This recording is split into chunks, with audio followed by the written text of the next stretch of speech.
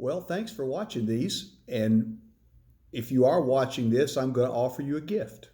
And it's something that you can use for the rest of your life. It's a virtue. It's not a trip to Italy and it's not cash, so don't get real excited, but it's more helpful than that.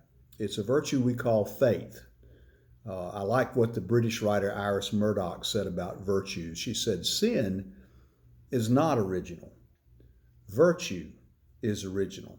To find all the holes in our soul is to identify the sins there, but to see them healed and to flower into what we can be, even in trying times, that's a virtue. The virtue of faith helps us to hang on in tough times, even when things are not what we hoped for.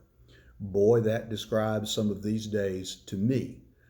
A few weeks ago, we glanced together at the beautiful word yes. The yes that God gives us is His grace and His mercy, and it's free.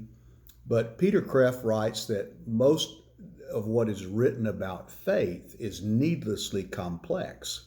The word yes is the simplest word there is.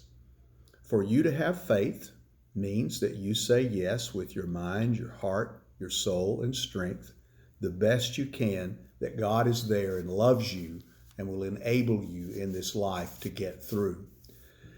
Maybe it helps to think sometimes about what faith is not, because we get lost sometimes with this. Faith is not a contract, and though we'd sure love for it to be. God, if I do these things, then that means you're going to do these things for me. And frankly, as primitive as that sounds, a lot of people lose their way in the Christian faith because they get disappointed in this. They really want a contract.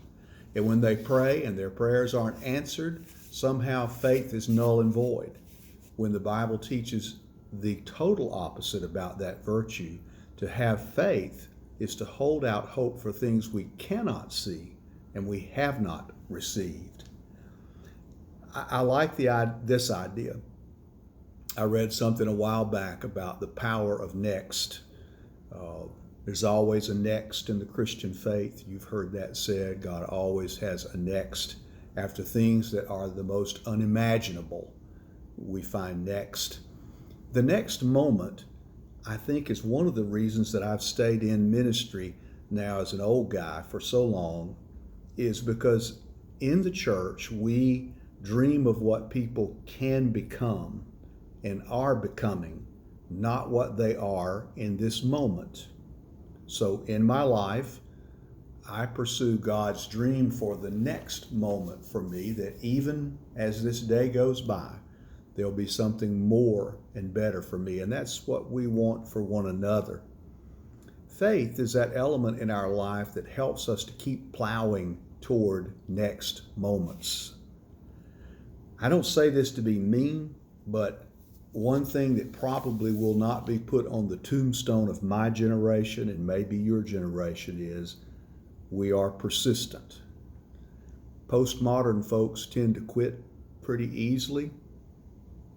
I hope I haven't hurt your feelings, but it happens. If this doesn't work, I'm just going to bail out. If this marriage doesn't feel good, I'm just going to move on and leave. If the church isn't really entertaining me or making me feel excited, I'm going to go somewhere else. We quit easily.